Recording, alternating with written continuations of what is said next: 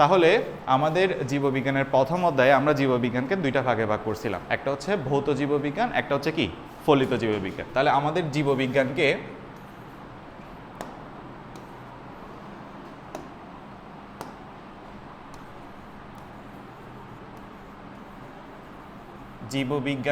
আমরা দুইটা ভাগে ভাগ করছি, একটা হচ্ছে ভৌত জীববিজ্ঞান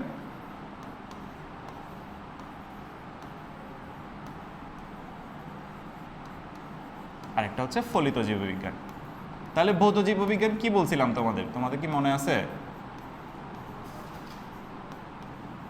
হ্যাঁ, ভৌত জীববিজ্ঞান কি বলছিলাম এর আগের ক্লাসে? ভৌত জীববিজ্ঞান হচ্ছে ইনফরমেশন। কি ছিল?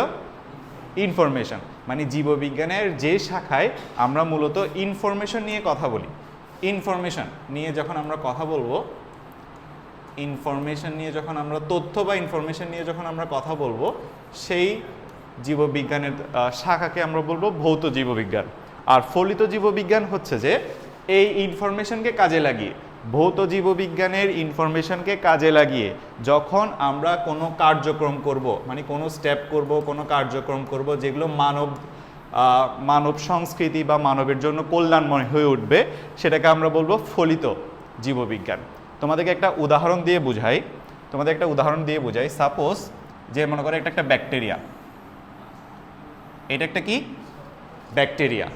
তো ব্যাকটেরিয়া কয় কোষী হয়? এক কোষী হয়। ব্যাকটেরিয়ার মধ্যে কোষ কয়টা থাকে? মনে করে এটা ইকোলি ব্যাকটেরিয়া, ঠিক আছে? ইশ্চারশিয়া কোলি ব্যাকটেরিয়া, এটা হচ্ছে ব্যাকটেরিয়ার নাম, বৈজ্ঞানিক নাম ইশ্চারশিয়া কোলি, ই কোলি, সংক্ষেপে আমরা ই কোলি লিখি। তাহলে এটা একটা ব্যাকটেরিয়া কয় কোষী হয়?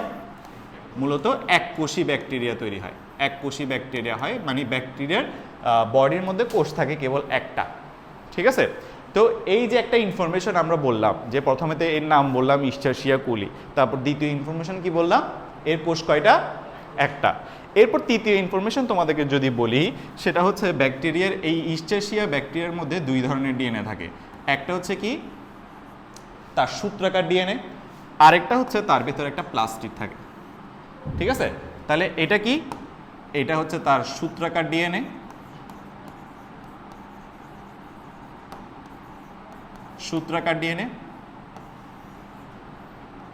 আর এটা হচ্ছে তার প্লাস্টিড ডিএনএ অথবা বৃত্তাকার ডিএনএ।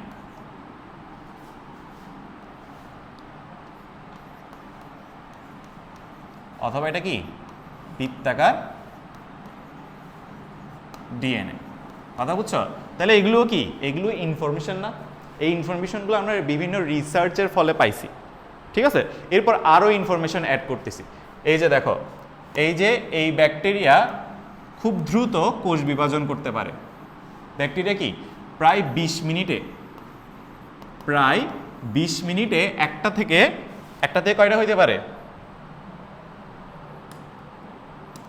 একটা থেকে সে দুইটা ব্যাকটেরিয়া হতে পারে। খুব দ্রুত 20 মিনিট সময়ে সে একটা থেকে দুইটা হয়ে যাবে। তাহলে সে যখন একটা থেকে দুইটা হচ্ছে, তোমরা নিজেরাই বলো এর মধ্যে যে ডিএনএটা আছে সেটাও একটা থেকে দুইটা হচ্ছে। সূত্রাকার ডিএনএ একটা থেকে দুইটা হবে, বৃত্তাকার ডিএনএটাও একটা থেকে দুইটা হবে। এই বিষয়টাকে আমরা বুঝছি। তার মানে তার কোষ বিভাজনটাই মূলত তার দেহকে বিভাজিত করতেছে, মানে সে এক কোষী, সে কোষ বিভাজন যেটা করবে, কোষ বিভাজনের ফলে সে কি হবে? একটা থেকে দুইটা হবে। তাহলে এই যে সে একটা থেকে দুইটা হচ্ছে বা কোষ বিভাজন করতেছে, এটা মূলত এটার নাম মূলত দ্বিবিভাজন। দ্বিবিভাজন প্রক্রিয়ায় তারা একটা থেকে দুইটা হয়, বা এটাকে বাইনারি ফিশনও বলা হয়, বাইনারি ফিশন। এখন আমরা কোষ বিভাজন মূলত আমাদের ধারণা আছে 3 ধরনের কোষ বিভাজনের, যেটা আমরা চ্যাপ্টার 3তে পড়ছিলাম। একটা হচ্ছে অ্যামাইটোসিস, একটা হচ্ছে মাইটোসিস, আর একটা হচ্ছে মিওসিস। তাহলে এটা কোনটা? এই যে দ্বিবিভাজন বললাম, এটা কি অ্যামাইটোসিস নাকি মাইটোসিস নাকি মিওসিস? তোমরা বলতেছো অ্যামাইটোসিস। হ্যাঁ, এটা অনেকটা অ্যামাইটোসিসের মতো, কিন্তু এটা অ্যামাইটোসিসও না। অ্যামাইটোসিস আর এটার মধ্যে একটা পার্থক্য আছে, কথা বুঝছো? দেখো, অ্যামাইটোসিস নিয়ে যদি একটু করে বলি, অ্যামাইটোসিস মূলত কি? এই যে মনে করো এই একটা কোষ বিভাজিত হয়ে দুইটা কোষ হয়ে যাবে, জাস্ট মাঝখান দিয়ে ভাগ হয়ে, মাঝখান দিয়ে খাত সৃষ্টির মাধ্যমে এর একটা থেকে কয়টা হয়ে যাবে? দুইটা হয়ে যাবে, ঠিক আছে? এটা হচ্ছে অ্যামাইটোসিস। আর আমি যদি বাইনারি ফিশনের কথা বলি, বাইনারি ফিশন বিষয়টা হবে একটু অন্যরকম। এই যে দেখো, বাইনারি ফিশনে হবে কি, এই যে কোষের মধ্যে কি থাকে, ডিএনএ থাকে, ঠিক আছে? ডিএনএ আছে, প্রথমে ডিএনএটা রেপ্লিকেট করবে, মানে ডিএনএটা অনুলিপন বা রেপ্লিকেশনের মাধ্যমে একটা থেকে দুইটা ডিএনএ তৈরি হবে। মানে বিষয়টা হচ্ছে প্রথমে তার কাজটা হবে কি, তার কোষের মধ্যে ডিএনএ রেপ্লিকেট হয়ে একটা থেকে দুইটা তৈরি হবে। কথা বুঝছো? তাহলে ছিল ডিএনএ কয়টা, একটা, হয়ে গেল কয়টা ডিএনএ, দুইটা ডিএনএ। তাহলে প্রথমে সে কি করবে, ডিএনএ রেপ্লিকেশন করবে। ডিএনএ রেপ্লিকেশনের পরে তার মধ্যেও আস্তে আস্তে খাঁজ তৈরি হবে, তার মধ্যে আস্তে আস্তে খাঁজ তৈরি হইতে হইতে সেও একটা কোষ থেকে দুইটা কোষ হবে, এবং প্রত্যেকটা কোষে কি যাবে, একটা কোষ থেকে দুইটা কোষ হবে, এবং দুটোটা কোষে কি যাবে, একটা করে ডিএনএ যাবে। বিষয়টা বুঝছি? তাহলে অ্যামাইটোসিসে কি হয়, ডিএনএ রেপ্লিকেশনটা আগে হয় না, জাস্ট একটা থেকে দুইটা হয়ে যাবে। কিন্তু বাইনারি ফিশন বা দ্বিবিভাজনে কি হয়, প্রথমে ডিএনএ রেপ্লিকেশন হবে, ডিএনএ একটা থেকে দুইটা হবে, তারপর মাঝখানে খাঁজ তৈরি হইতে হইতে তারপর দুইটা ডিএনএ, প্রথমে দুইটা ডিএনএ তৈরি হবে, এরপর দুইটা কোষ তৈরি হবে। বিষয়টা বুঝছি? তাহলে অ্যামাইটোসিসে ডিএনএ রেপ্লিকেশনের কথা আসবে না, কিন্তু দ্বিবিভাজনে প্রথমে ডিএনএ রেপ্লিকেশনের কথা আসবে, প্রথমে ডিএনএটা একটা থেকে দুইটা হবে, ঠিক আছে? বা ডিএনএ অনুলিপিত হবে। তাহলে এই যে দেখো, এই যে আমরা এই যে ইনফরমেশনগুলো পাইলাম, প্রথমত ব্যাকটেরিয়ার নাম পাইলাম, ব্যাকটেরিয়া যে এককোষী সেটা পাইলাম, ব্যাকটেরিয়ার ভেতরে দুই ধরনের ডিএনএ আছে সেটা পাইলাম, তারপর ব্যাকটেরিয়ার মধ্যে প্লাস্টিড আছে, এরা 20 মিনিটের মধ্যে একটা থেকে দুইটা হয় বাইনারি ফিশনের মাধ্যমে, সেটাও আমরা বুঝতে পারলাম, তাই না? যে এই যে এতগুলো ইনফরমেশন পাইলাম, এই ইনফরমেশনকে কি বলে, ভৌত জীববিজ্ঞান, ঠিক আছে? এই ভৌত জীববিজ্ঞানের মাধ্যমে আমরা এতগুলো ইনফরমেশন পাইছি, ঠিক আছে? ভৌত জীববিজ্ঞানের বিভিন্ন শাখায় আমরা এই ইনফরমেশনগুলো পাই। এবার আসতেছি ফলিত জীববিজ্ঞান। দেখো, এই যে এই ইনফরমেশনগুলো পাইলাম, এই ইনফরমেশনকে আমরা এবার কাজে লাগাবো। কিভাবে কাজে লাগাবো? দেখো, আমাদের একটা জিনিস লাগে, সেটা হচ্ছে ইনসুলিন। আমাদের বডিতে কি লাগে, ইনসুলিন লাগে। কথা বুঝছো? কি লাগে, ইনসুলিন লাগে। এখন এই ইনসুলিনটা কি কাজ করে আমাদের বডিতে? সুগার নিয়ন্ত্রণ করে। একজনে বলতেছে সুগার নিয়ন্ত্রণ করে, হ্যাঁ, সুগার নিয়ন্ত্রণ করে। বিষয়টা কিরকম, ইনসুলিন একটা এনজাইমের মতো কাজ করে। কিসের মতো কাজ করে, এনজাইমের মতো। এই এনজাইম কি করে, তোমার বডির গ্লুকোজকে তারা কিসে কনভার্ট করবে,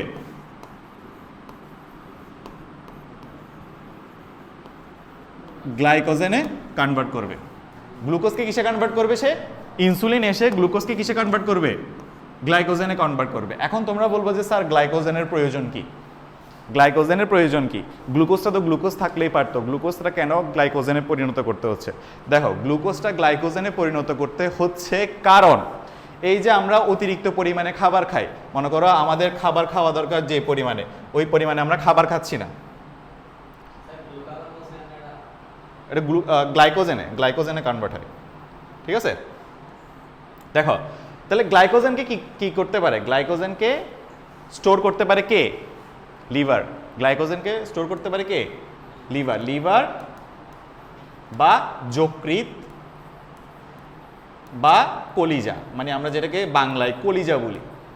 এটা কি করে, এটা হচ্ছে যে গ্লুকোজকে গ্লাইকোজেনে নিয়ে গ্লাইকোজেনটাকে জমা রাখে, মানে ছোট কণা যেটা গ্লুকোজকে সে জমা রাখতে পারে না, সে কি করবে, গ্লুকোজকে প্রথমে গ্লাইকোজেনে নিয়ে যাবে, তারপর গ্লাইকোজেনকে সে জমা রাখতে পারে, ঠিক আছে? তাহলে ইনসুলিন কি করতেছে, এই গ্লুকোজকে গ্লাইকোজেনে নিয়ে যাচ্ছে, আর গ্লাইকোজেনকে কে জমা রাখতেছে, লিভার, যকৃৎ বা কলিজা এটাকে জমা রাখতেছে।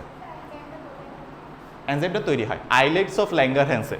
এই ইনসুলিনটা আইলেটস অফ ল্যাঙ্গারহ্যান্সে কি হয়, উৎপন্ন হয়, ঠিক আছে? তোমরা গ্রন্থি, এটা একটা গ্রন্থি, আইলেটস অফ ল্যাঙ্গারহ্যান্স একটা গ্রন্থি, ওই গ্রন্থি থেকে মূলত আমাদের এই ইনসুলিনটা তৈরি হচ্ছে, ঠিক আছে? এখন কোনো কারণে যদি ইনসুলিন আমাদের বডিতে তৈরি না হয়, কোনো কারণে ইনসুলিন যদি আমাদের বডিতে তৈরি না হয়, সেক্ষেত্রে কি হবে, সেই ক্ষেত্রে আমাদের যদি গ্লুকোজের পরিমাণটা বেশি হয়, সেটা কি আর গ্লাইকোজেনে পরিণত হবে, হবে না। এই যে ইনসুলিন তৈরি না হওয়া, এটাকে আমরা মূলত ডায়াবেটিস বলতেছি, ঠিক আছে? ইনসুলিন তৈরি না হলে কি হবে, গ্লুকোজটা গ্লাইকোজেনে পরিণত হবে না, আর গ্লাইকোজেনে পরিণত না হলে লিভার সেটাকে কি করতে পারবে না, জমা রাখতে পারবে না। সেই ক্ষেত্রে এই গ্লুকোজটা কোথায় যাবে, ডিরেক্ট রক্তে যাবে। আমরা কি বিষয়টা বুঝতেছি? দেখো তো, গ্লুকোজকে গ্লাইকোজেনে পরিণত করে লিভার জমা রাখে অতিরিক্ত গ্লুকোজকে মানে তোমার যে গ্লুকোজের পরিমাণ যদি বেশি হয় সেই ক্ষেত্রে গ্লুকোজটাকে গ্লাইকোজেনে কনভার্ট করে যকৃৎ কি করবে, যকৃৎ বা কলিজা বা লিভার এটাকে জমা রাখবে।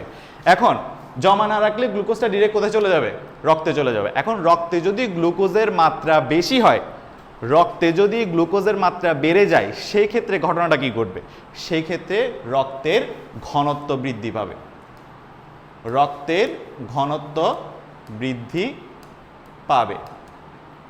এখন তাহলে তোমরা বলবো যে স্যার রক্তের ঘনত্ব বৃদ্ধি পাইলে আমাদের মানে অসুবিধাটা কোথায়? একটা জিনিস চিন্তা করো, রক্ত আমাদের বডিতে আসে যে কি জন্য? রক্ত আমাদের শরীরের বিভিন্ন জায়গায় হয় যে প্রবাহিত হয়, বিভিন্ন জায়গায় কি হয়, প্রবাহিত হয়। এখন প্রবাহিত হওয়ার জন্য রক্তের একটা নির্দিষ্ট ঘনত্ব প্রয়োজন। ঘনত্ব যদি বেড়ে যায় রক্তের প্রবাহ মাত্রা কমে যাবে, মানে যে প্রবাহিত হওয়ার হার সেটা কি হবে, কমে যাবে। সাপোজ একটা উদাহরণ দিয়ে বোঝাই, এখানে মনে করো আমি ফ্লোরে পানি ঢেলে দিলাম, তাহলে পানি খুব দ্রুত প্রবাহিত হবে না? ঠিক একইভাবে আমি পানি না ফেলে দিয়ে মনে করো তেল ফেলে দিলাম, এখন কি তেল কি পানির মতো খুব দ্রুত পরিবাহিত হবে? কেন হবে না? কারণ পানির তুলনায় তেলের ডেনসিটি বা ঘনত্ব বেশি। এখন রক্তের কাজ কি, বডির সব জায়গায় প্রবাহিত হওয়া। এখন রক্ত যদি বডির সব জায়গায় প্রবাহিত না হয়, ঘনত্ব যদি বেড়ে যায়, প্রবাহিত যদি না হয়, সেই ক্ষেত্রে কি হবে, মনে করো তোমার ব্রেইনে রক্ত পৌঁছানোর কথা, এখন রক্তের ঘনত্ব বেড়ে গেছে, গ্লুকোজের মাত্রা রক্তে বেড়ে গেছে, রক্তের ঘনত্ব বেড়ে গেছে, সেই ক্ষেত্রে হবে কি, তোমার ব্রেনের মধ্যে রক্ত পৌঁছাচ্ছে না। তোমার ব্রেনের মধ্যে যদি রক্ত না পৌঁছায় তোমার যে কোনো সময় স্ট্রোক হয়ে যেতে পারে। তোমার হার্টের মধ্যে যদি রক্ত না পৌঁছায় তোমার যে কোনো সময় হার্ট অ্যাটাক হয়ে যেতে পারে। তাহলে এই যে দেখো, এই গ্লুকোজটা গ্লাইকোজেনে পরিণত হচ্ছে না বিদায় রক্তে গ্লুকোজের মাত্রা বেড়ে যাচ্ছে, ঘনত্ব বেড়ে যাচ্ছে, এটার ফলে আমাদের স্ট্রোক বা হার্ট অ্যাটাক যে কোনো সময় হতে পারে, যে কোনো সময় আমাদের এই ডিজিজগুলো হতে পারে। তাহলে এটা কতটা মারাত্মক সেটা আমরা বুঝছি। এবার আসো, আমরা এই কথাগুলো শুরু করছি যে ইনসুলিনের কাজ থেকে শুরু করছি। এখন এই যে ইনসুলিন যদি তোমার বডিতে তৈরি না হয়, এখন তোমাদের কোয়েশ্চেন থাকতে পারে যে স্যার কেন তৈরি হবে না? আমাদের তো সারা জীবন ধরে ইনসুলিন, এখন আমরা যে বয়সে আসি সবার মোটামুটি আলহামদুলিল্লাহ ইনসুলিন তৈরি হচ্ছে, ঠিক আছে? তো ইনসুলিন তৈরি হবে না কেন আবার হঠাৎ করে? যদি আমরা অস্বাস্থ্যকর জীবনযাপন করি, আমাদের জীবনযাপন যদি স্বাস্থ্যকর না হয়, টাইম টু টাইম যদি আমরা খাবার না খাই, পরিমাণ মতো যদি আমরা খাবার না খাই, সেই ক্ষেত্রে হবে কি, আমাদের গ্রন্থির উপর একটা প্রভাব পড়বে। গ্রন্থি তারপর হরমোন তৈরি করা বন্ধ করে দিতে পারে। তো সেই আইলেটস অফ ল্যাঙ্গারহ্যান্স থেকে যে ইনসুলিন তৈরি হচ্ছে সেটা আর তৈরি হবে না। এখন ইনসুলিন যদি তৈরি না হয়, ইনসুলিন তার কাজ করতে পারবে না, এই যে আমরা এতক্ষণ যা বললাম তা হবে, ঠিক আছে? এখন মনে করো কোনো একটা ব্যক্তির ডায়াবেটিস হয়ে গেছে, মানে তার ইনসুলিন তৈরি হচ্ছে না। সাপোজ আমরা অনেকেই দেখছি যে ইনজেকশনের মাধ্যমে ইনসুলিন নেওয়া হয়, সেটা আমরা খেয়াল করছি। ইনসুলিনের মাধ্যমে কি, ইনসুলিন কিসের মাধ্যমে নেওয়া হয়? ইনজেকশনের মাধ্যমে। অনেকে যারা 50 বছর প্লাস বা 40 বছর প্লাস আমরা দেখি, আমার বাবার ক্ষেত্রেও হয়, আমার বাবা ইনসুলিন কি নেয়, ইনজেকশনের মাধ্যমে ইনসুলিন নিতে হয় মাঝে মাঝে সময়। তো ইনসুলিন তৈরি হচ্ছে না, সেই বিধায় আমাদের ইনসুলিন নিতে হচ্ছে। এখন এই যে ইনজেকশনের মাধ্যমে আমরা ইনসুলিনটা যে নিচ্ছি সেটা তৈরি কোথা থেকে হচ্ছে? সেটা এই প্রসেস থেকে তৈরি হচ্ছে। দেখো এখানে আমরা কি করতেছি, আমাদের ইনসুলিন দরকার, সবাই একটু মনোযোগ দাও, আমাদের ইনসুলিন দরকার, তো আমাদের ইনসুলিনটা তৈরি করতে হবে। এখন আমরা জানি যে প্রত্যেক জিনিসের জন্য একটা কি আছে আমাদের বডিতে, জিন আছে। এই যে আমরা বললাম গ্রন্থি থেকে ইনসুলিন তৈরি হয়, গ্রন্থির মধ্যে কি আছে, কোষ আছে। গ্রন্থি কিভাবে তৈরি? অনেকগুলো কোষ নিয়ে গ্রন্থি তৈরি, টিস্যুর মতো অনেকগুলো কোষ নিয়ে গ্রন্থি তৈরি, কোষ থেকেই মূলত জিনিসগুলো তৈরি হচ্ছে। তাহলে কোষের মধ্যে কি আছে? নিউক্লিয়াস আছে, নিউক্লিয়াসের ভিতরে ক্রোমোজোম আছে, ক্রোমোজোমের ভিতরে ডিএনএ আছে, ডিএনএর ভিতরে জিন আছে। তাহলে প্রত্যেকটা জিনিসের জন্য আমাদের বডিতে কি আছে? জিন আছে। ঠিক একইভাবে ইনসুলিনের জন্য আমাদের বডিতে কি আছে? জিন আছে। এখন আমরা কি করব, বায়োটেকনোলজির মাধ্যমে, জেনেটিক্সের মাধ্যমে আমাদের জিনটাকে কেটে নিব। মানে জিন মানে কি? ডিএনএর খণ্ডাংশ। ডিএনএর খণ্ডাংশ তো আমরা জিন বলি, মানে একটা ডিএনএর মধ্যে অনেকগুলো জিন থাকে। তাহলে এই যে ডিএনএর খণ্ডাংশটাকে আমরা কেটে নিলাম, কেটে নিয়ে তারপর একেও আমরা কাটলাম। এই জায়গায় আমরা কি করলাম, এই জায়গায় আমরা কাটলাম, বুঝছো? এই জায়গায় আমরা কাটলাম, তারপর কি, তারপর আমরা এইটা কেটে নিয়ে এর সাথে জোড়া লাগাই দিলাম, এর সাথে জোড়া লাগাই দিলাম, ঠিক আছে? এখন এই যখন একটা থেকে দুইটা হবে, তার মানে এই প্লাসমিডটা যেটাকে আমরা কাটছি, কেটে আমরা আরেকটা জিন এখানে লাগাই দিছি। এটা হচ্ছে জেনেটিক ইঞ্জিনিয়ারিং। আমরা যে জিন কাটছি এক জায়গায়, যে জোড়া লাগাচ্ছি, এটা হচ্ছে মূলত কি? Genetic engineering. তো এটা যখন করব, সেম কাজ এখানেও হবে। মানে এটা যখন একটা থেকে দুইটা হবে, তাহলে সেম টু সেম তৈরি হবে না? সেম টু সেম তৈরি হবে। এই যে দেখো, তখন বিষয়টা কি দাঁড়াচ্ছে, তখন বিষয়টা দাঁড়াচ্ছে যে এই যে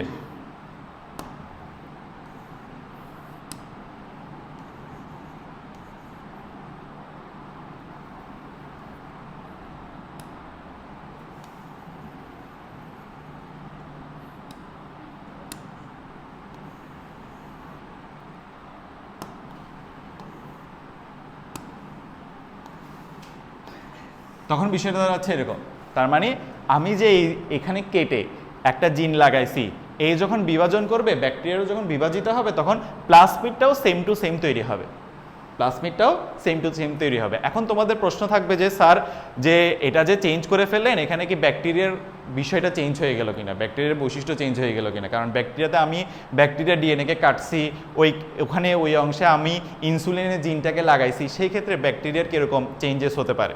দেখো ব্যাকটেরিয়ার আলাদা একটা কী আছে, ডিএনএ আছে, তো প্লাজমিড ব্যাকটেরিয়ার উপর তেমন একটা প্রভাব ফেলে না, কারণ ব্যাকটেরিয়ার যে বৈশিষ্ট্যগুলো এগুলো সূত্রাকার ডিএনএর মধ্যে আছে, ঠিক আছে। তাহলে ব্যাকটেরিয়া তার বৈশিষ্ট্য হারাবে না, জাস্ট আমাদের জন্য কি করে দিবে, সে প্লাজমিডটাকে রেপ্লিকেট করে দিবে, অনুলিপন করে দিবে, মানে একটা প্লাজমিড থেকে দুইটা প্লাজমিড হবে। সেই ক্ষেত্রে দেখো আমরা কি পাচ্ছি, আমরা মূলত এইখানে যে জিনটা আছে এই যে, সেই ক্ষেত্রে আমরা কি পাচ্ছি, এই যে দেখো এখানে একটা নতুন করে ডিএনএ আমরা লাগাইছিলাম না, মানে জিন আমরা লাগাইছিলাম না, ইনসুলিনের জিন। দেখো ইনসুলিনের জিন একটা থেকে দুইটা হয়ে গেছে না, দুইটা হয়ে গেছে না। এটা যতবার রেপ্লিকেট করবে, যতবার একটা থেকে দুইটা হবে, ততবার সেম জিনিস ঘটবে। তাহলে আমরা বারবার কি পাচ্ছি, ইনসুলিনের জিন পাচ্ছি না। এই ইনসুলিনের জিন থেকে পরবর্তীতে আমরা বায়োটেকনোলজির মাধ্যমে কি করতে পারি, ইনসুলিন কৃত্রিমভাবে তৈরি করতে পারি। যে এত কথা বলার কারণটা কি, এই যে আমরা ভৌত জীববিজ্ঞান আর ফলিত জীববিজ্ঞানটা বুঝতেছি। ভৌত জীববিজ্ঞানে আমরা সব ইনফরমেশন নিয়ে আলোচনা করছি, এই যে দেখছো এই ইনফরমেশনগুলো যখন আমরা জানতে পারছি তখন আমরা এখানে কাটাশিটা করে এই জিনকে লাগাইছি, ইনসুলিনের জিন লাগাইছি, ইনসুলিনের জিন থেকে আমরা ইনসুলিনের জিন পাইছি আবার এক্সট্রা করে, এই ইনসুলিনের জিন থেকে পরবর্তীতে আমরা কি তৈরি করতে পারতেছি, ইনসুলিন তৈরি করতে পারতেছি। তাহলে আমার মোট কথা হলো ভৌত জীববিজ্ঞানে আমরা ইনফরমেশন নিয়ে আলোচনা করতেছি, ওই ইনফরমেশনকে কাজে লাগিয়ে আমরা মানব কল্যাণে কিছু কাজ করি, সেটাই হচ্ছে ফলিত জীববিজ্ঞান। না এনজাইমের মধ্যে বসে থাকতে হবে, মানে এই ইনসুলিন থেকে এই মনে করো এই যে ডিএনএটা আমরা জিনটা পাইছি, এই জিনটা পরবর্তীতে আমরা বায়োটেকনোলজির মাধ্যমে কোষে কনভার্ট করে ওখান থেকে আমরা ইনসুলিনটা তৈরি করতেছি। বুঝিনি, ইনসুলিন থেকে ডিএনএটা আনছে না, ইনসুলিন হচ্ছে যে মনে করো আমাদের 11তম ক্রোমোজোমে, আমাদের ক্রোমোজোম কয় জোড়া, 23 জোড়া না, আমাদের 23 জোড়া ক্রোমোজোমে 11তম যে ক্রোমোজোমটা আছে ওইটা ছোট একটা বাহু আছে, মানে এই যে আমাদের ক্রোমোজোম, তো ক্রোমোজোম, এই ক্রোমোজোমের একটা ছোট বাহু আছে, একটা বড় বাহু আছে। ছোট বাহুর উপর সাইডে হচ্ছে যে জিন আছে একটা, এই জিন, এখানে একটা জিন আছে, এই জিনই মূলত তোমার ইনসুলিনটা তৈরি করে, এই জিনই মূলত কি তৈরি করে, ইনসুলিনটা তৈরি করে। এখন আমি এই জিনটাকে রেপ্লিকেট করছি, এই জিনটাকে রেপ্লিকেট করে আমরা বিভিন্ন টেকনোলজি ইউজ করে তারপর একটা কোষ বানাইছি, ওই কোষ থেকে মূলত ইনসুলিনটা আবার তৈরি হচ্ছে। মানে আমাদের হচ্ছে যে আমাদের সমস্যাটা কোন জায়গায়, যাদের ইনসুলিন তৈরি হচ্ছে না তাদের সমস্যাটা কোন জায়গায়, এই জিনে মিউটেশন ঘটে গেছে, মানে জিন চেঞ্জ হয়ে গেছে, জিনে যখন মিউটেশন ঘটে গেছে, জিনটা যখন চেঞ্জ হয়ে গেছে, সেই ক্ষেত্রে ইনসুলিন আর তৈরি হচ্ছে না। তো আমার এমন জিন বানাতে হবে যে হচ্ছে ইনসুলিন তৈরি করতে পারে। কথা বুঝছো, বিষয়টা এরকম কাজ করে। হ্যাঁ, এখন টেকনোলজি এত অ্যাডভান্স হচ্ছে যে আশা করি আর হবে না, বাট টেকনোলজি এত যত দিন যাচ্ছে, টেকনোলজি যত ইমপ্রুভ হচ্ছে, আশা করি সামনে হতেও পারে। এই জিনটা মোটামুটি পার্মানেন্টলি ক্ষতিগ্রস্ত, যার একবার ডায়াবেটিস হচ্ছে তার থেকে ডায়াবেটিস কন্ট্রোলে, টাইপ 2 হলে তুমি কন্ট্রোল করতে পারবা, যদি তোমার ইনসুলিন একেবারে তৈরি না হয় সেক্ষেত্রে তোমার কন্ট্রোল করার পসিবিলিটিটা কম, তোমাকে ইনজেকশনের মাধ্যমে বিষয়টা কন্ট্রোল করতে হতে পারে। ঠিক আছে, এটা হচ্ছে ডায়াবেটিসের মাত্রার উপর, তোমার কোন মাত্রার ডায়াবেটিস আছে ওইটার উপর বেস করে তুমি এটা ডাক্তারে বলবে তোমাকে। হ্যাঁ, আচ্ছা বিষয়টা আমরা বুঝছি। এত কিছু বলার কারণ কি, তোমরা ভৌত জীববিজ্ঞান আর ফলিত জীববিজ্ঞান বুঝছো। আচ্ছা হ্যাঁ, এটা তোমার জেনেটিক্সের মধ্যে হয়, বায়োটেকনোলজি, জেনেটিক্স, এই সবগুলো মিশাই আমরা কাজগুলো করতে পারি। এই যে আমরা এখন দেখব, দেখো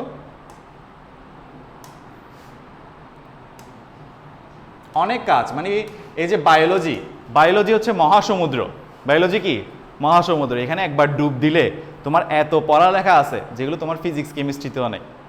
ঠিক আছে,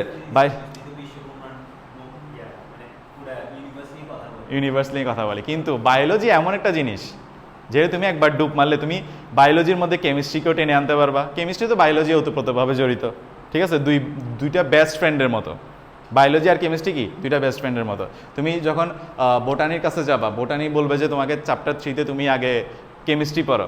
আমরা যখন ইন্টারে বোটানি যাবো, ওখানে চ্যাপ্টার 3 হচ্ছে বায়োকেমিস্ট্রি, কোষ রসায়ন।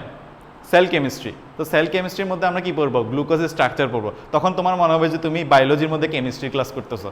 তাহলে বায়োলজি আর কেমিস্ট্রি কি? দুইটা বন্ধুর মতো, বেস্ট ফ্রেন্ডের মতো, ঠিক আছে?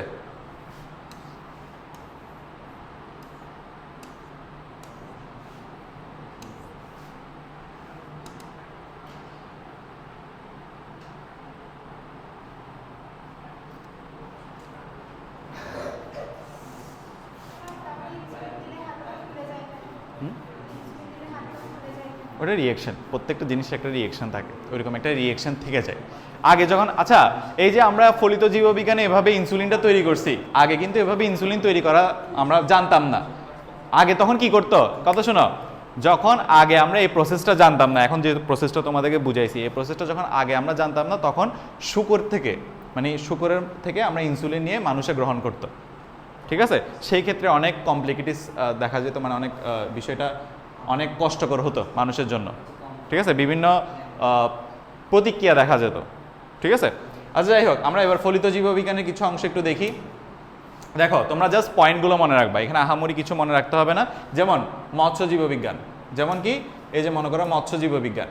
মৎস্য জীববিজ্ঞানে কি হবে? মৎস্য জীববিজ্ঞানে মাছ নিয়ে, মাছ কিভাবে তৈরি হয়, মাছ কিভাবে উৎপাদন হয়, মাছকে কিভাবে আমরা গ্রোথ ভালো করতে পারি, মাছ কিভাবে চাষ করতে পারি, মাছের কিভাবে পরিচর্যা করতে পারি, কোন মাছ কোন পরিবেশে ভালো হয়, ঠিক আছে? কোন মাছ কোন সময় কোন ঋতুতে সে ডিম দিবে, কোন ঋতুতে সে প্রজনন করবে, এইসব বিষয় নিয়ে আমরা আলোচনা করব মৎস্য বিজ্ঞানে, ঠিক আছে? এরপর আস্তে আস্তে কি জীব পরিসংখ্যান বিদ্যা। জীব পরিসংখ্যান বিদ্যাতে আমরা মূলত কি করব? জীব পরিসংখ্যান বিদ্যাতে আমরা দেখব যে কোন এরিয়াতে কোন প্রাণী কয়টা করে আছে, যেমন বাঘ কয়টা আছে, বা তোমার মাছের সমুদ্রের মধ্যে তিমি কয়টা আছে, এগুলো জাস্ট গণনা করা হয়, এটাকে মূলত জীব পরিসংখ্যান বিদ্যা, ঠিক আছে? এরপর হচ্ছে পরজীবী বিদ্যা। পরজীবী মানে কি? পরজীবী মানে আমরা বুঝি প্যারাসাইট বা পরজীবী। প্যারাসাইট বা পরজীবী কি? যেগুলো অন্যের বডিতে গিয়ে অন্যের বডি থেকে খাবার গ্রহণ করবে, খাবার গ্রহণ করে তার সংখ্যা বৃদ্ধি করবে। কথা বুঝছো? মনে করো একটা নাম দিই, মনে করো প্লাসমোডিয়াম। প্লাসমোডিয়াম প্লাসমোডিয়াম একটা প্যারাসাইট বা পরজীবী, ঠিক আছে? প্লাসমোডিয়াম একটা প্যারাসাইট বা পরজীবী। এই পরজীবীটা আমাদের বডিতে কিভাবে আসে? মশা যখন, স্ত্রী অ্যানাফেলাস মশা, ফিমেল অ্যানাফেলাস মশা যখন আমাদেরকে কামড় দিবে, ওই মশার লালা থেকে এই প্লাসমোডিয়াম প্যারাসাইটটা আমাদের বডির ভিতরে ঢুকবে। আমাদের বডির ভিতরে ঢুকে আমাদের কোষকে, আমাদের লিভার কোষকে এবং আমাদের আরবিসিকে, অ্যাটাক করবে। অ্যাটাক করে তারা তাদের সংখ্যা বৃদ্ধি করবে। সংখ্যা বৃদ্ধি করে আমাদেরকে একটা রোগ দিবে, যার নাম হচ্ছে ম্যালেরিয়া। কি দিবে? রোগ দিবে, যেটার নাম কি? ম্যালেরিয়া। বিষয়টা বুঝছো? তাহলে এই যে স্ত্রী অ্যানাফেলাস মশার মধ্যে এই পরজীবীটা আছে, এই পরজীবী আমাদের ভিতরে ঢুকলে কি রোগ দিচ্ছে? ম্যালেরিয়া। এই যে এই পরজীবী নিয়ে আমরা যে শাখায় কথা বলি, ওইটাকে আমরা বলি পরজীবী বিদ্যা। এই দেখো পরজীবী জীবের প্রণালী, মানে জীবের মধ্যে সে কি কি করে না করে, রোগ, কি রোগ দিচ্ছে কি রোগ দিচ্ছে না, ওইরকম কথাবার্তাগুলো আমরা কিসে করি? পরজীবী বিদ্যায় করি। ওই বিষয় নিয়ে আমরা আলোচনা করি আর কি মূলত। এরপর আস্তে আস্তে জীবাশ্ম বিজ্ঞান। জীবাশ্ম বিজ্ঞান হচ্ছে ফসল। এই যে মনে করো আমরা মাটির নিচে কি পাচ্ছি? ডাইনোসরের বোন পাচ্ছি। ডাইনোসরের বোন থেকে আমরা রিসার্চের মাধ্যমে কি জানতে পারতেছি সে কয় বছর আগে বিলুপ্ত হয়েছে, সে কয় বছর আগে মারা গেছে, এই সংক্রান্ত বিষয়গুলো আমরা জীবাশ্ম বিজ্ঞানে করে থাকি। এরপর আস্তে আস্তে কীটতত্ত্ব। কীট মানে কি? পোকামাকড় নিয়ে যেখানে আলোচনা করা হয়, কীট পতঙ্গের উপকারিতা অপকারিতা, সব ক্ষয়ক্ষতি। যেমন কিছু পোকা আছে আমাদের উপকার করে, কিছু পোকা আছে আমাদের ক্ষতি করে। সাপোজ তেলাপোকা, এটা এক ধরনের পোকা যেটা আমাদের কি করে? বিভিন্ন দিক থেকে ক্ষতি করে, ঠিক আছে? আবার কিছু আছে রেশম পোকা, যেটা আমাদের রেশম তৈরি করে দেয়, ঠিক আছে? আর আমাদের উপকারী পোকা কি আছে? মৌমাছি হচ্ছে কি করতেছে? আমাদের মধু তৈরি করে দিচ্ছে, ঠিক আছে? তাহলে এই যে আমাদের বিভিন্ন কীট পতঙ্গ নিয়ে আমরা আলোচনা করতেছি, সেটা হচ্ছে কীটতত্ত্বের আন্ডারে। এরপর আস্তে আস্তে কি? অণুজীববিদ্যা। এই যে দেখো অণুজীববিদ্যাতে আমরা অণুজীব নিয়ে কাজ করব। অণুজীব মানে কি? ব্যাকটেরিয়া, ভাইরাস, এগুলো হচ্ছে অণুজীব, যেগুলো অণুবীক্ষণিক জীব। হ্যাঁ, অণুজীব নিয়ে যেখানে আলোচনা করি, এখানে অনেক পড়ালেখা। এই যে ম্যালেরিয়াও কিন্তু একটা অণুজীব। ম্যালেরিয়া কি? একটা অণুজীব, মানে ম্যালেরিয়া রোগ, কিন্তু এটা হচ্ছে অণুজীব। ম্যালেরিয়া হচ্ছে রোগ, এটা হচ্ছে অণুজীব, ঠিক আছে? এরপর হচ্ছে কি? কৃষি বিজ্ঞান, কৃষি বিষয়ক। যেখানে কৃষক মানে ধান ফসল নিয়ে কাজ আলোচনা হবে, কোন ফসলের উৎপাদন কেমন, কোন হ্যাঁ অণুজীবের আন্ডারে আসতেছে পরজীব, অণুজীবের আন্ডারে আসতেছে পরজীব, ঠিক আছে। তো ওইটা মনে করো আমি পরজীব নিয়ে আলাদা কথা বলতেছি, ওইটা ভাইরাস ব্যাকটেরিয়ার আলাদা একটা বিষয়, ঠিক আছে। ভাইরাস ব্যাকটেরিয়া পরজীবে আলাদা একটা বিষয়, মানে তিনোটা এটাই আন্ডারে আসতেছে, অণুজীবের আন্ডারে এই তিনোটা আসতেছে, বুঝছো। এরপর আছে চিকিৎসা বিজ্ঞান, অবশ্যই চিকিৎসা নিয়ে বিভিন্ন রোগ নিয়ে বিভিন্ন চিকিৎসা নিয়ে আমরা আলোচনা করব। তারপর জিন প্রযুক্তি, এই যে আমরা জিন নিয়ে যত কাজ করছি একটু আগে, ইনসুলিন থেকে জিন কাটছি, এই যে জিন নিয়ে জিন এক জায়গা থেকে কাটছি অন্য জায়গায় গিয়ে জোড়া লাগাইছি, এগুলো সবগুলো হচ্ছে জেনেটিক ইঞ্জিনিয়ারিং, ঠিক আছে। এখন এই সাবজেক্টগুলোর ডিমান্ড অনেক বেশি ডিমান্ড, কারণ এটা এখন পুরো বিশ্বে এই সংক্রান্ত কাজগুলো, জিন নিয়ে কাজগুলো অনেক বেশি হচ্ছে, ঠিক আছে। তুমি জিন এখন এতটাই ডেভেলপ, তুমি চাইলে তোমার পরবর্তী জেনারেশনের জিনকে একটু কন্ট্রোল করতে পারো বা কিছু চেঞ্জেস করতে পারো, এখন আমাদের যুগ এতটাই ডেভেলপড, ঠিক আছে। তাহলে জিনের এই সাবজেক্টটা এখন কি খুবই বলতে গেলে ট্রেন্ডিং অবস্থায় আছে, ঠিক আছে।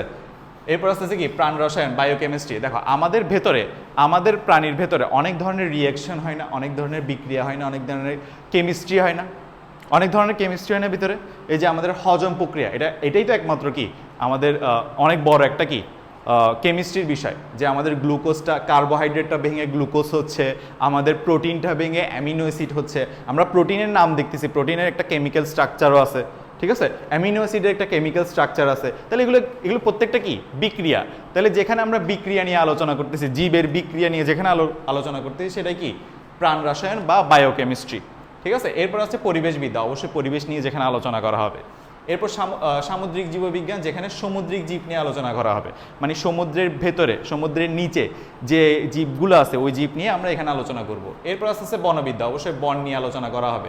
এরপর হচ্ছে জীব প্রযুক্তি, অবশ্যই মানব এবং জীবনের কল্যাণে যে প্রযুক্তিটাকে আমরা ইউজ করতেছি, যেমন ইনসুলিন তৈরি, এই পুরো প্রসেসটাকে আমরা একটা বায়োটেকনোলজি বলতে পারি, এটা পুরাটা একটা প্রযুক্তি যেটা আমরা আবিষ্কার করছি, ঠিক আছে। এরপর ফার্মেসি অবশ্যই ওষুধ যে বিক্রি করে সে না, ঠিক আছে। ফার্মেসি মানে কি, আমরা ফার্মেসিকে একটু ভুল হিসেবে চিনি। ফার্মেসি হচ্ছে যে ওষুধ তৈরি করে, বিক্রি যে করে তাকে বলে কেমিস্ট, ঠিক আছে। কি বলে? কেমিস্ট। যে ওষুধ বানায় তাকে ফার্মাসিস্ট বলে, ঠিক আছে। অনেক ডিমান্ডেবল একটা সাবজেক্ট, এই সাবজেক্ট পড়লে তুমি জানতে পারবা ওষুধ কিভাবে তৈরি হয় এবং কোন ওষুধ কোথায় গিয়ে কাজ করে।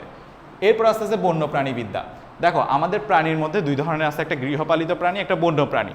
বন্য প্রাণীকে তুমি গৃহপালিত প্রাণী বানাতে চাইলে সেটা হবে, বাট এটা একটু মানে বিষয়টা যেমন শেখেরা, এখন দেখা যাচ্ছে বিভিন্ন শেখরা বাঘ পালে, তারপর কি সিংহ পালে, ঠিক আছে। ওদেরকে পালতে পারবা, কিন্তু ওরা গৃহপালিত প্রাণীর মতো হবে না, মানে যে কোনো সময় হয়তো দুর্ঘটনা ঘটাতে পারে, এদের কোনো কন্ট্রোল নাই।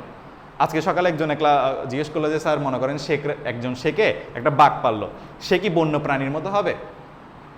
সে কি বন্য মনে করো বনে একটা বাঘ বড় হয়েছে, তো তোমার কাছে একটা বাঘ বড় হয়েছে, তোমার কাছে যে বাঘটা বড় হয়েছে সেটা বনের যে বাঘটা আছে সেটার সাথে কি সিমিলার হবে? তোমরা কি মনে করো? সিমিলার কখনোই হবে না, কারণ বন্যের বাঘটা শিকার করে করে বড় হয়েছে, আর তোমার কাছে যে বাঘটা, তো তাকে সে মুরগি, তুমি মুরগি দিচ্ছ, তাকে তুমি মাংস দিচ্ছ, ও শিকার করতেছে না, তাহলে ওর শিকার করার অ্যাবিলিটি কমে গেছে। কিন্তু বনের যে বাঘটা, তার শিকার করার অ্যাবিলিটি বেশি। হ্যাঁ, কাইন্ড অফ। তো হ্যাঁ হ্যাঁ ওইরকম কিছু পরিবর্তন হতে পারে, হ্যাঁ অবশ্যই জেনেটিক্সে পরিবর্তন আসে। যেমন ডোডো পাখি আগে হচ্ছে উঠতে পারতো, কিন্তু ডোডো পাখি বিলুপ্তির আগে কিন্তু উঠতে পারতো না, ঠিক আছে। ও উড়ার অ্যাবিলিটি চলে গেছে, প্রজন্মে জেনেটিক্স চেঞ্জ হয়ে যেতে পারে। মনে করো ডোডো পাখি আগে হচ্ছে উঠতে পারতো, সে হচ্ছে এমন একটা দ্বীপের মধ্যে গেছে যেখানে খাবারের কোনো অভাব নাই, শিকারী প্রাণীও নাই। এখন শিকারী প্রাণী থেকে বাঁচার জন্য এবং খাবারের জন্য পাখিরা উঠতো, এখন তার থেকে উড়ার প্রয়োজন নাই। এখন জেনারেশন বাই জেনারেশন দেখা গেছে তার উড়ার ক্ষমতায় চলে গেছে, ঠিক আছে। তো ডোডো পাখি তখন আর উঠতে পারে না। তারপর যখন মানুষ এখানে গেছে, বিভিন্ন বন্য প্রাণী এখানে গেছে, তখন ডোডো পাখিকে খেয়ে বিলুপ্ত করে ফেলছে। তাহলে এমনও হতে পারে জেনারেশন বাই জেনারেশন তোমার জেনেটিক্সের বৈশিষ্ট্য পরিবর্তন হয়ে গেছে, কথা বুঝছো? আচ্ছা, লাস্ট বায়ো ইনফরমেটিক্স হচ্ছে যেখানে আমরা কম্পিউটার প্রযুক্তি ইউজ করে জীববিজ্ঞানে বিভিন্ন জিনিস সলভ করি, ঠিক আছে। তাহলে এই গেল কথাবার্তা। তাহলে আমরা ফলিত জীববিজ্ঞান এবং ভৌত জীববিজ্ঞান বিষয়টা বুঝলাম আশা করি, ঠিক আছে। এটা কি অফ হয়ে গেছে কোনো?